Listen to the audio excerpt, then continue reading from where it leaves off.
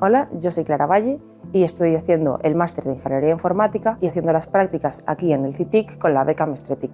Yo me dedico principalmente a la aplicación de métodos de inteligencia artificial en datos astronómicos, como puede ser clasificación de galaxias o de distintos tipos de estrellas. Durante el eclipse total, aquí lo más importante es no mirar nunca directamente al sol, ya que los daños en tu retina son irreversibles. No usar gafas de sol, ni cristales ahumados, ni cristales de soldadura. No va a funcionar. Lo que puedes hacer es usar unas gafas de eclipse homologadas, con ISO 12312-2. Si no tienes unas gafas de eclipse, puedes usar lo que se llaman métodos de proyección, como por ejemplo una cámara oscura, que se puede hacer con una cartulina haciéndole un pequeño agujero, lo que hará que el sol se proyecte en una superficie.